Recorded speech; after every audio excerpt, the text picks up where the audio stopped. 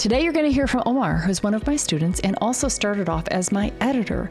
And he implemented the A-list model and applied it to himself and used it to get onto film sets. So I think it's very useful for you to see somebody that used these methods and is now a paid professional working for Netflix, working for MTV, and all the big stuff in Los Angeles. You can do these methods anywhere in the world, and you can do this starting from absolute scratch, knowing nothing. Enjoy. We love doing this because we get to, I mean, I don't even know what you're going to say, but like it doesn't get better than the real world experience of going on shoots. Yeah. Doing your thing. Yeah, it's amazing. Thanks for teaching me how to do this. Yeah. It's my pleasure. It's what I live for. Yeah. So what happened? You did a 4-day shoot, $500 a day. It was actually 2 shoots. One 1-day shoot and 1 3-day shoot with the same production company. Okay. Yeah. Yeah. Good. So the first day was a YouTube thing, 2 drag queens, comedians eating junk food. And that was a fun and easy day. Yeah, it was just 2 wires, and then I put a boom on a C-stand, and Easy it was peasy. cool. Yeah. And then the second shoots was a TV pilot, filming the whole first season. So I jumped on the last half of it, and I made. Somebody else was shooting the first part of it. Right. Okay. And then that sound mixer was unavailable for the final half. So Got it. The production company reached out to me. And it was the same company that you just worked with the day before on the YouTube shoot. Right. Same production company, same producer? Yeah. Okay. Mm-hmm. Same entire crew or Similar. Okay. Yeah, like because that YouTube thing was just such a small crew, it was like 4 or 5 of us. Yeah. So like 4 out of those 5 was also on the TV show where we had a larger crew. Got it. Still kind of smaller, but yeah. Yeah. Okay, so now it sounds like the pilot to me is sounding like it's a bigger shoot, like this is more involved than what you've been normally doing. Yeah, it was like the most I would say the most challenging shoot I've had so far. Yeah. But it was interesting because I was able to realize like, wow, I can actually like solve these problems, and I'm able to like step up to the challenge, and it's good for me. Like, you know, these are the opportunities and environments that I'm seeking out, like trying to grow my value. Yeah. Called jumping in the fire. Yeah. As long as you have the gear for it, you jump in the fire and then you learn. Those 4 days I made $500 a day. So I made $2,000 last week. In 4 days. Yeah, in 4 days, $2,000 in 4 days, which is pretty good. Like, that's amazing. Nice. That's incredible. Yeah. And I'm still like, I mean, I still have the goal. Like, I want to be able to make $1,000 plus a day. So I mean, that's still part of my goal. So I'm like halfway there, which is pretty awesome. Yeah. Except you've made almost $1,000 on the Swiss Beats and Alicia Keys shoot. So yeah. Yeah. Like it's so like it's in my grasp, you know, it's like they're like trickling in. Yeah. And then, I mean, something that I don't know if you articulated it this way or one of the other friends in film people, but you guys say something like once it happened, it's like a faucet that you can't turn off. Yes. That's what I've always said. That's what I found is so true, because it's like you plant all these seeds, you work with all these people, and then it might be a little bit quiet for a while. And then all of a sudden it all comes in. Right. Like, you know, and then it just keeps coming in. And you're like, well, I hope I don't get something next week because you go on vacation. And then, of course, you get like 3 jobs while you're on vacation. You're like, ah! But, you know, it's the nature. Yeah.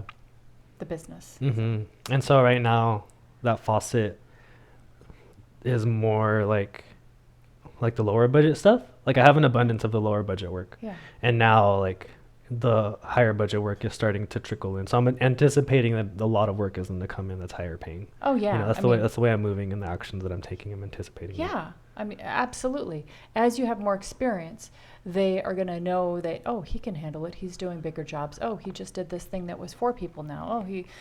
Oh, they'll just check your availability. And then you rise up to it, handle it, and then more and more of that work comes in. And then you keep negotiating your rate higher and your gear rate higher and higher. Yeah. Last year, I worked a short film that was $150 a day. And I think it was 3 or 4 days that I worked. Fast forward to now, the same director is directing another short film, but now he has a higher budget for this short film, and he reached out to me. So he referred me to the producers, like, hey, I've worked with Omar before, he's amazing, I want to bring him onto this project. So now I'm in a position where I can negotiate a higher rate, which I did. So he referred me to the producers called me, and they're like, oh yeah, like, what's your rate? And I'm like, well, what's in your budget for sound? Mm-hmm. And they're like, I mean, we're still like figuring out everything, but we just wanted to get an idea of what we're working with. So I told them my rate was $600 for labor plus $300 for gear. And I understand that this is like a passion project type of thing. So I kind of let them know, like I'm flexible if I'm flexible if you guys want to negotiate. Mm-hmm. So they're like, they took a day to think about it, and then they reached out to me again. They're like, oh, how about 500 plus 250? And I was like, yeah, that's a deal. Let's do it.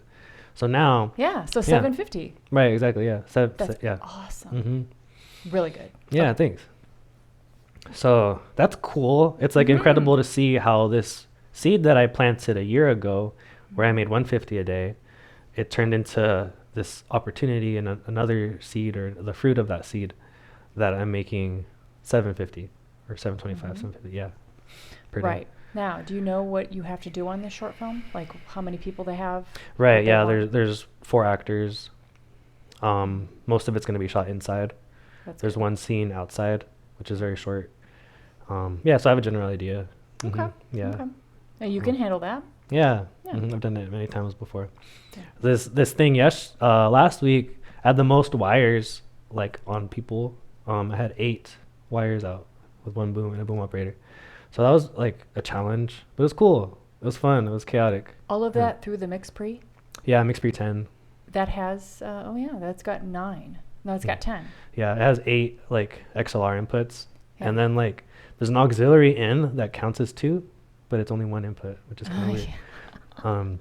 Right. Yeah. So I had 8. You're outgrowing that recorder. Yeah. Well, but I still, okay, that's another thing too about like, you gave me the advice to reach out to one of my other sound mentors and ask him like how to get reality TV work. And so one of the things that he told me was relationships are the most important thing. And one way to build relationships is not only to refer work, but also to hire your friends' gear onto projects so that you rent from your friends and you all make money. And anyway, so I saw an opportunity that happened last week. It's very good. So last week we needed 3 additional wires for this TV show. The producer is like, oh, hey, can you reach out to this audio gear rental place? And I was like, yeah, sure, of course. So I reached out to them. I quoted them at $606 for what we needed. And I was like, oh, let me reach out to my friend David to see if he can beat this price and still make money. So I texted him and I'm like, yo, like I let him know the situation. He's like, yeah, I'll rent you the same gear for $500. So then when I went back to the producer, I was like, hey, I got 2 quotes for you, sir. This is the rental company's quote. Also, my friend David is quoting us same gear for a less price. He's like, of course, let's go with David for sure. Nice. So give him the option. Yeah. So I made money. My friend David made money, and the production saved money. Yes. Let me give you a tip there. Yes. Always add money on top of when you call the gear rental place or your friend. Add money on top of that goes to you. Okay. So it doesn't just go straight to them and the production company saves money. You make a cut on whatever you're bringing in equipment from a sound rental place or from your friend. So yeah, that's what you do. So you just quote them. Like that'll be or something. Yeah, no, well, I would make it $100 more. So it was $500. I'd make it $600. So the extra 3 wires will be $600. And don't even give them the option of the other gear rental place. Just say, yeah, I got those wires holding for $600. Okay. Oh, thank you. So in that situation, production like requested I reach out to this specific gear rental place for a couple reasons. So I just wanted to like why like honor their because they're like next door to the place, and they've rented from them in the past. But yeah, thanks for the wisdom. Yeah. Okay. Was it location sound? No, it was True Audio. Oh, True Audio. Oh, okay. Yeah. Okay. Yeah. Let's see. If they said, yeah, can you go get it at True? I would say, oh yeah, I have an account with True. And then I would say it's going to be this amount of money. Now maybe they've rented from True for a less amount of money, but they probably know the game. You know, if they're hiring you to do it, then if they want to get the gear, well, actually, there's exceptions. You know, it just depends. Like for my companies, they wouldn't even know how much the gear would cost. So I would just say that this is what I need to get, and I would go and get it, and I would say this is how much it's going to be, and they'd say yes. And then they would say, are we picking it up? And I'd say, yeah, you're picking it up. They're like, are we paying for it? I'm like, no, I'm going to pay for it and put it on my invoice. So that's how I will pay for it. They will, the company, the production, or the sound company would invoice me, and then I will invoice the production company for the gross amount, and I will take my cut. Cool. Thanks. If they know that you're doing that, though, then they might be like, well, we can get the gear for this amount of money. They might be onto you. But, I mean, that's just so rare. I mean, most times production doesn't know the cost of things, and they're not going to, like, nitpick you like that, but they always could. So. Got it. Yeah. Cool. So go for it, and then if they say that, then basically go for it. And if they say, oh, we can actually get it for less, then you can say, okay, well, we can do that then. Got it. But just go for it. Right. Sweet. Thanks. So that was something cool, that like a cool little like networking thing that I did. It felt good to like make my friend money as well. Yes. Yeah. Yeah, absolutely. I think that renting gear from other people is a really smart idea. That's what I always did when I started. And that's how you form mentors with people, because you're starting that business relationship. So you can call them all the time and ask them, how do I handle this? Or how much you charge for that? Or these people called me. Do you know them? You work with them? And then when they have the person that you're renting the gear from, when they have extra work that they can't do, that's when they refer it to you.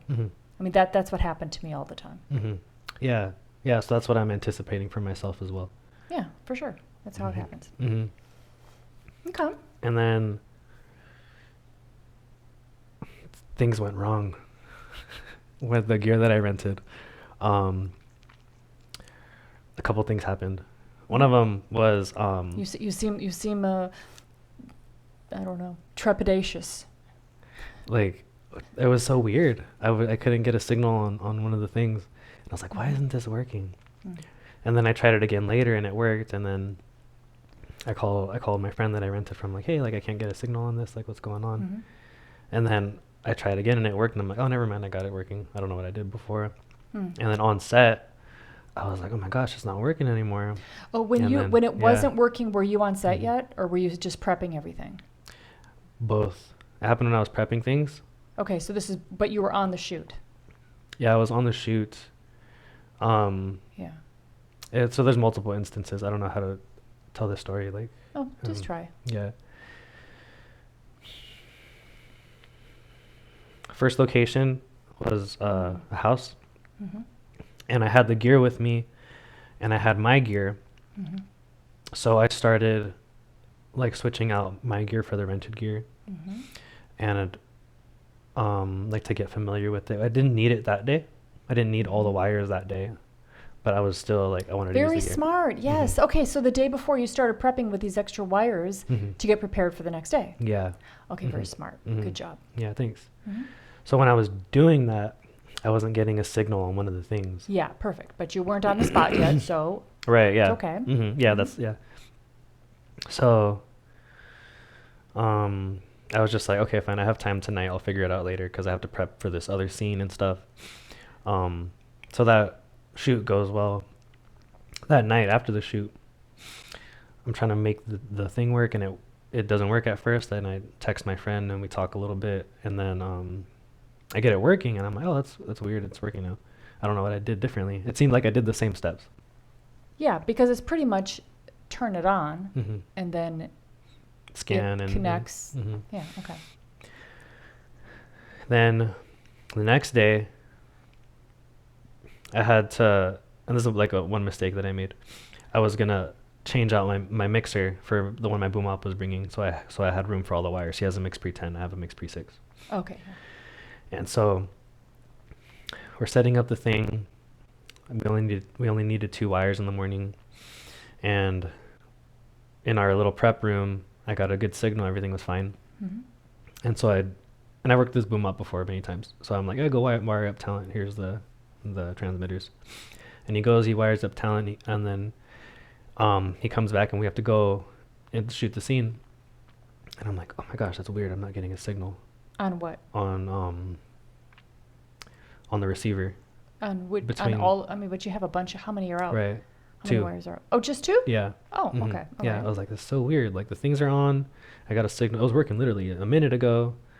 And so you turned it on. Yeah, we probably won't use this in the podcast, but so when you turn on both and you heard them and they were there and they were plugged in, and then you said, take these and go wire them. Okay, so then one of them wasn't working. They both weren't working. They both weren't working. Oh my God. Yeah. And we're out there, we're like ready to shoot, like camera's ready, lighting's ready. And I was like, oh my gosh, that's so weird. And so I was like, sorry guys, we have to hold for sound. And I go and look and the things are on, and it was just confusing. And I was, I knew that they just wanted to get the scene shot, and I was like, is it okay if we just boom this one? We'll get coverage and everything. And they're like, yeah, that's fine, let's just do it. And you can prep your things after the scene. So we just boomed that one. And then I was like, wait a minute, 1 second, one question. Yeah. What you're shooting at that time, is that going with everything else? You're shooting one scene, everything's going to be cut together, right? Right, yeah. So we did, it was like 2 actors outside. We shot the wide first, and then we went in for coverage on the first talent and then coverage on the second talent. Oh, okay. And then they went to the inside stuff? Yeah, so before the inside stuff is when I was trying to troubleshoot. Yeah. I was just trying to figure out, I want to make sure that if you're shooting some very critical scenes and you don't have you don't have all the wires working, or you don't have, then all they have is the boom. Right. And the boom might be different sound than what they end up using for the actual final cut. So now they're missing sound. Yeah. So even though they say, oh yeah, fine, just do another boom. Well, they don't know until they get into the edit. Now they have sound that doesn't match. Yeah. So. Yeah, so that was a mistake I made. I should have gotten all my gear the same day and prepped it like early on before the shoot. Yeah, you put it together last minute, but I mean the mixer doesn't matter. The 2 wires, do you know what happened? Why they were not working? Yeah, you have to hold the power button to get an actual signal. It was an LMV and SRA. And so when I handed it to my boom op, he just clicked it once, and when you do that, there's no RF signal. Oh, he had it on pilot mode? Is that what it's called? Yeah. Yeah. So that's what happened. And yeah. I was like, oh. Yeah, and you can see it on the front. It'll say the signal, it'll have a line through it. Yeah. And so, yeah, that was the problem. Okay. So, but before I realized that, I was like, this is so weird. I'm not getting a signal on these. Yeah. So I switched to my gear to rewire talent, and my gear is a little older. It's a 200 series. And you don't have those same transmitters. No, they're different. Yeah. Right. That's not going to, you won't have that same problem. Right, yeah. Yeah. So I'm like, okay, cool. I'll just switch to my gear. So I turn on my stuff and I plug it in, and then I'm not getting a signal on my gear either. I'm like, what the heck? This is so strange. This is so weird. This has never happened before. Yeah. And this I feel for you. I felt that way too. Yeah. You're just like, okay, keep thinking, keep moving, don't go down the black hole.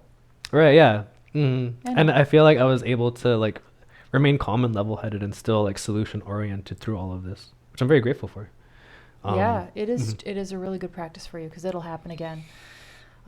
And that's what's actually the most important lesson, is that you were able to keep working through it and figure it out, keeping your cool. Because once your brain gets jammed because you're freaking out, you can't figure it out. You start to not lose your troubleshooting abilities. So good. Yeah, thanks. That's awesome. So you wired yourself that way. Good job. Yeah, exactly. And I understood that because, you know, I understand like the best way to solve a problem is from a calm space. And if you're able to access that calm space in a chaotic environment, that's like a superpower. And you're able to solve problems that much more efficiently. Yes. Okay. And, so what was it? So last week you guys gave me a wire, a COS 11, and that's wired for servo. Oh yeah. And my gear needs universal. Oh yeah. And so I put that new wire on, and I was like, this is so strange, it's not working. Yeah. So that was the second problem why I wasn't getting a signal on the thing. All these little tricky little sound things. Oh I yeah. know, Oh yeah. And anyways, I remember like it worked at my cart, and I was like, okay, cool. So now we can just switch out that transmitter for this one, and so I sent my boom up to go switch it. And then when he plugged it in, I'm not getting a signal, and I'm like, oh, it's the wire. Like, it blew my mind. Yeah, you figured it out. Wow. Okay. And it was like there was a moment where we took everything out of the bag and just laid it out on the cart. Yeah. So I could just like see it visually and plug and switch things out as needed, easier. Yeah. Yeah. Anyways, Yeah. so we solved that problem, and we solved the other connection problem with the thing. And then that was pretty cool to experience, like that level of troubleshooting was really cool. And that's that's part of the reason why I'm doing what I'm doing, is so I can get smooth and, you know, get those reps, so that now I won't have those problems, or if I have them again, I'll be able to solve them in a minute instead of however long it took me. It's really good. When I started, I was so nervous that those kind of situations that you're talking about would happen, and then they would see me freaking out and they would never hire me again. So that's why I had to buy all my own gear, and I had to have it and plug it in and make sure that it all worked. And I didn't want to deviate from it, because I if you just handed me something, I would be like, I don't even want to use that, because I don't want to try to figure it out on the spot like that. So I did keep myself safe, and things did not go wrong like that. And so that was good. On the other hand, you tried new stuff. You're very adventurous spirit. It burned you, but this is again how you learn. However, you could learn a little bit safer, I think. Yeah. By planning it out, everything that night before, like taking all those wires and just have everything planned out. Take hours.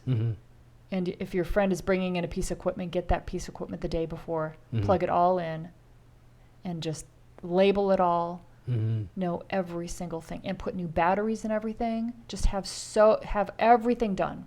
Yeah. Now you might have to change some frequencies when you go to a new location, but by that time, that's like the least of your worries. Everything works, everything labeled, everything is new batteries. Yeah. Yeah, of course. Yeah, I understand that now. I think also part of the reason why I didn't do that this time was because I've used these new pieces of gear in the past. Yeah. Like, I've rented from my friends like this before. Yeah. So I was like, okay, cool. Like, I already know the gear. Like, I'll figure it out. You didn't know it well enough, though. Right. That's the thing. Yeah. I didn't know it well enough. And my boom up knew less than me. Oh. That's another thing then. Okay. So remember when I started? You hired people. I hired somebody who has much more experience than me. Yeah. Yeah. You don't. Who was your boom up? Don't tell me it's your brother. No, it was my friend. Who I've hired before. Like, we've met on set, and he's a sound guy, but I'm more experienced than he is. Yeah. And you're not that experienced yet, so he's really not experienced then. Okay. Well, yeah. I mean, yeah. You got to hire a Tamra. Right. Yeah. And there's so many good people out there. Yeah. So the end of that first after all like the problems happened that night, that's when I actually like built the kit, made it nice, made sure I had a signal and everything, fresh batteries and everything. Yeah. Everything was labeled and all that. But I should have done that like 3 nights prior or 2 nights prior. If you had all the gear, yes, as much as you possibly can. Did you have all the gear back then? No. Oh, you didn't have it. So you didn't have it anyway. Yeah, that's what's hard when you're starting. You know, like you're on a 4-day shoot. There wasn't a lot of time. You got it the day before. So you're going to come home tired and just, you might think, oh, I'll figure it out in the morning. I'm familiar with all the gear. And you might, but I know me too. Even having done this for 25 years, I will think the same thing. But then I'm like, wait a second. You better go through, hook it all up, take the time. You'll sleep better tonight. And who knows what's going to happen tomorrow? I mean, if you don't do this, then you can be scrambling and come against unexpected things that can come up. Mm-hmm. And at that time, you don't want any extra things to figure out at that point. No. You know? Yeah. Mm-hmm. So good. Yeah. All right. Well, I learned the lesson. Yeah, you might get no sleep. You might get no sleep that night, you know, but at least you have got your shit together. Mm-hmm. And not try to figure it out the next day. Mm-hmm. But very courageous of you. I don't want to say I'm impressed that you jumped in like that, but because I don't want you to do that again. But yeah, I don't either. I know it feels awful.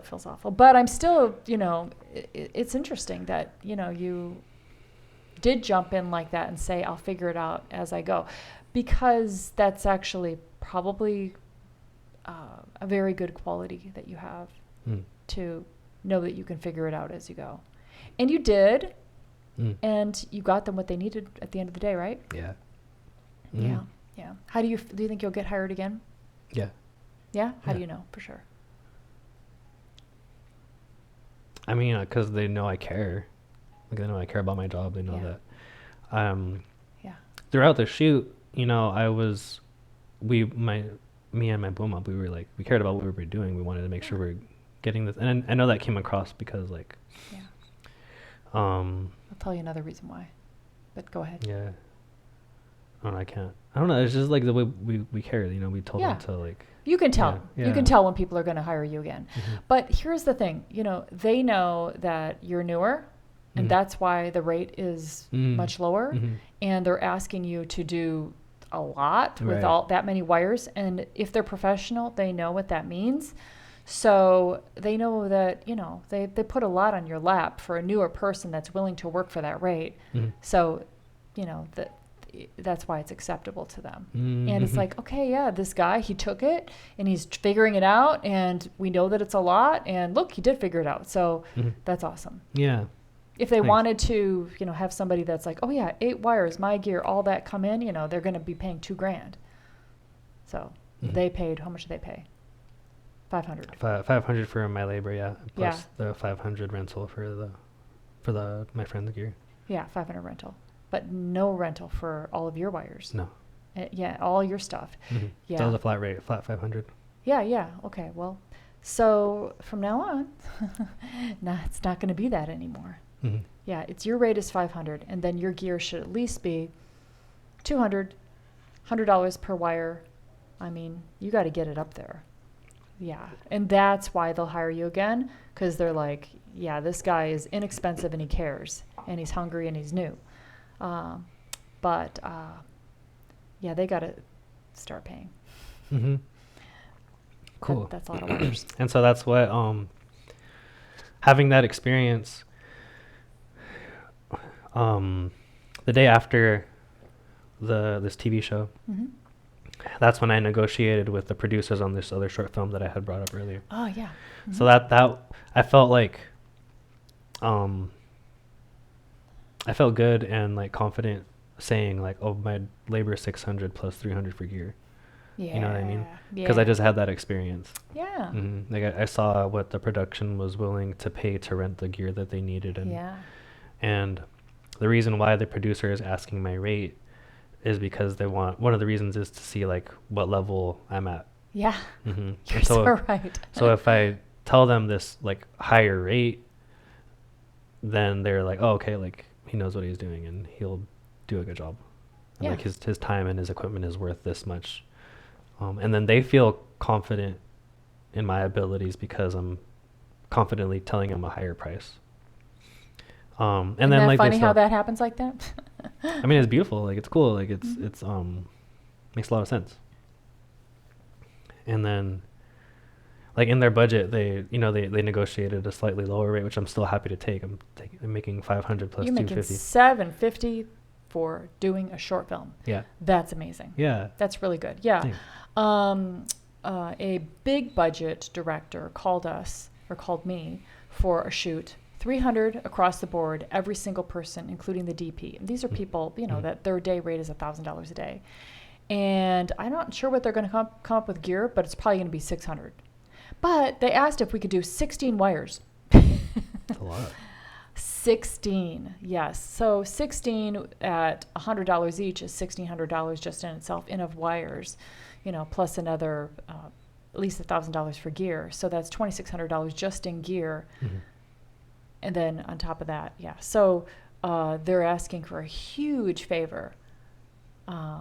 And we're going to negotiate on it, but it's probably going to end up being around $600 for the gear, $300, so about $900 total for 16 wires. Yeah, wow. Yeah, you throw a lot in, but you're not doing it to make money. You're doing it for the relationship and to work with this future director who could have a lot of days. Mm-hmm. I've heard this guy forever, so yeah. I mean, this is one of those projects where it's directors doing projects for their own reel, and those are opportunities because these directors are real and they're using those to get more work, which then everybody benefits from. So he's a commercial director as well? Yeah, he's a big commercial director. And it's a company that I've worked with before, and I did a freebie day. Well, actually it wasn't. We charged them we actually charged them and tacked the day onto another client's invoice. So I believe I still made like $900 for that freebie day. But they did pay me back for it. They hired me on a bunch of shoots. Cool. It was worth it. Yeah, it was. Yeah, totally. And so your situation is that there's this commercial director who's making his own passion project. Yeah. Okay. Happens. Yeah, it's amazing. Yeah. And so now he's reaching out to his network of professionals to make a professional passion project. Yeah. So he's going to have, for the key positions, he will be having super experienced people, because there'll be people that he's hired, or that, obviously for the sound, it's got to be somebody that really knows what they're doing. But he also has some people working on this, like his production supervisor, that obviously is new. Just from the questions and the way that they were interacting with me, I can tell that they mostly coordinate and they don't normally production supervise. So that you'll also find that this is true when you work on these professional projects that they do. They move people up and they give them opportunity, because the regular production supervisor isn't going to, they a lot of times they don't want to do it. So then you have somebody that is wanting to get the experience that moves up. And then, they pay him back. They get the chance to get that experience, and then that director down the road may hire them as a production supervisor on a real budget thing, because they saw that they already did it and they did well. Yeah. And everybody needs that experience. They need that experience. And that's what we teach in Friends in Film, is how, like us, like newer people, to get on those professional projects, to be able to get that experience and network with the professionals. Yes. Yeah. Exactly. Is that everything? What else? Another separate thing. I said yes to a job. It's a low budget student film, and I agreed to it. But then I got the information, and it was like overnights somewhere far away, and I was like, I don't want to do this. Why not? Because it's one of the overnights. It's 6 p.m. to 6 a.m. Oh, I see. That's what you mean. It's a night shoot. Yeah. I thought you meant that everybody's going somewhere and they're staying overnight and they're shooting during the day. But no, they're shooting through the night, and then the following day, I'm already booked on something else. Like I can't. Yeah. I would only have like an hour of sleep or something. Right. Yeah. So. So you tell them, no, I'm not available because I have a shoot the next day. Right. I didn't do that. Instead, Originally, it's a 4-day shoot, and I only agreed to do the first 2 days, and then I said that I can reach out to some people to find somebody that's available for the final 2 days. Okay, good. So yeah, so I found somebody, and then after that, I found out that we were gonna shoot far away, and they're gonna be night shoots. So I asked the guy that I brought on for the final 2 days, asked him if he's available the first 2 days as well. Yeah. And he's available one of the 2 days, the second. So you can do 3 of the He's 4 gonna, days. he's gonna do 3 of the 4 days. Okay. So I was like, okay, maybe I can just do like the first day. Yeah. I can make that happen. Okay. But I'm still, But I'd still rather not. So Yeah. I don't know if like, I reached out to some more people to see if somebody else can cover that first day. Yeah. Because I feel bad like agreeing to the thing and then backing out. But yeah. Well, yeah, except it's night shoots and it's a lower budget rate. I mean, those 2 things to me I would probably just say, and it's not somebody that's established, it's somebody that's, trying to get established. So Yeah, they're student films. if it was me, I would just say to the guy that can do 3 out of the 4 days, I would say, hey, why don't you just take over this job and you can find somebody for that first day. So I'd just say, I'm going to turn the whole job over to so-and-so because he can do most of the days and he'll find somebody for that first day. And then you're just out of it. Yeah. Yeah, because otherwise it's like now you're kind of responsible for the guys that doing the 3 days, which I'm sure you referred him and you believe that he can do a good job, but now you're also responsible for possibly either you doing the first day or you finding somebody else for that first day. So that's a lot of, I don't know, responsibility for a lower budget shoot. That, what happens is if you're responsible for it and it's a lower budget shoot, lower rate, then maybe the person that you referred, they can't do like the 3rd day.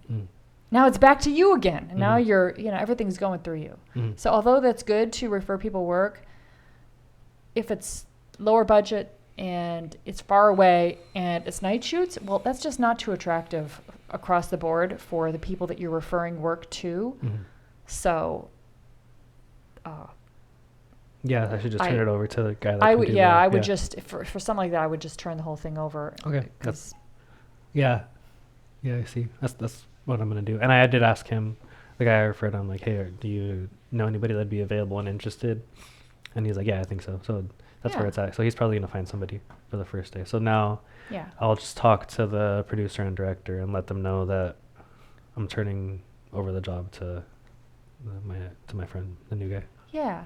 Yeah, I would say specifically, hey, because you didn't know that it was that was night shoots or that it was a faraway location. Right. Yeah. So I would say, hey guys, since this is night shoots and a location that's far away or wherever it is, I'm going to turn this over to somebody else who is available for most of these days, knows that it's a night shoot, and is happy to do the job.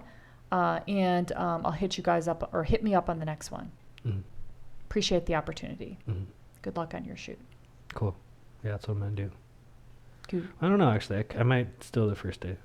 Okay. Yeah. Because the first day, it's still in town. The final 3 days are out of town in Victorville. Okay. Then, yeah, I would do the first day for sure. Yeah. And the benefit of that is that you get to work and get more practice and solve some more problems that could come up. And, I mean, film industry, night shoots is part of it. So, I mean, like, there's night scenes. That's what we're going to doing is filmmaking. So we're going to have to work at night sometimes. Yeah. Okay. Well, let me tell you, you need yeah. experience. You need experience. You need to go through, just like with the shoot that just happened. You know, all those things like the transmitter that you should have known that. You know, you need to go through these situations, and there's more. So that's why you need to be on a night shoot doing it when it's cold and the batteries are dying too early, and you wouldn't know that because you hadn't been on enough night shoots. And when you get on one that really counts, now you're screwed because you didn't give yourself enough experience. And also you're doing them a disservice by taking jobs that you're not really prepared for. So, I mean, I know it's a little bit of pain, but sometimes we need a little bit of pain, including myself. I have also been where I've not been prepared. And I've done stuff like, I'm thinking about it like you are. Oh, I'll figure it out the next morning. Well, that's not serving them the best way that they should be. I mean, you're responsible for doing frickin' sound, and they're paying you for it. So take it seriously. Yeah, there's all sorts of things that can happen without every single craft, all of them. So when you're in the growing phase and learning phase, especially, you got to I would take every single job so that you can learn and get through those situations that you only learn on the spot, on the job. Like, who would know that some of these things would happen, and they'll happen at 2 a.m. in the morning, and then you figure it out, and that saved you 2 weeks later on another job where they're paying you $1,000 a day. Like, you want to get paid $1,000 a day? Well, then you need to be acting like you should be paid $1,000 a day. You need to get experience. That's bottom line. Anything you can take, get your hands and get out there on shoots, figuring it out. Yeah. It's the only way you're going to get really good. Yeah, we want, we want to make $1,000 a day, but you're getting paid, it's actually a really important point. Like, it's not about making the money. It's being so good and being worth that money. Because you can do a job, they pay you $1,000 a day, and if shit like that happened, like that just happened on this last one, yeah, that's not good. You've lost a client plus reputation. You lost your reputation, so you don't want that happening. That happened to me. I took a job too early. I'm just like, I figure everything out, and I messed it up, and I got banned from the production company. This was like 22 years ago. The director, the production company, everybody involved. Now I'm worrying about it. Who else knows? Who else on the shoot? Did they talk? I mean, it's just like all of that stuff that you don't want to have. Like, if they're, you take it seriously. That's somebody's career. And still, I was suffering on it so much for myself, but I should suffer even more of it for them. That's somebody's, like, 30 grand or 40 or 50 grand it was a spec as well, or, a lower budget thing for another director, a real director, but I messed it up. And, I mean, I think that, take this seriously. This is what you're doing with your life. What happened? Like, what was the mess up? This was back in dad days, and I bought some media that was it was like the cheapest media. Well, they use that probably in like recording of, with it's like they're recording 24 hours. Well, that's what I bought, thinking, I'll just get this one. Well, that's what I recorded the whole thing on. And it was also some night shoots downtown LA. And then the next day they're like, hey, did you record this on this very low quality tape? I was like, well, it said online that it was good quality tape. And they're like, you recorded it on the absolute lowest quality tape, and it's got hiss, and it's really not good. It's like, what are we talking about here? I thought you were a professional. And I'm like, oh, shit. And there's nothing I could do about it. The job is over, I mean, this is what they got, and now he's got shitty sound that he's got to work with. Everybody's got a story like this, though. Yeah.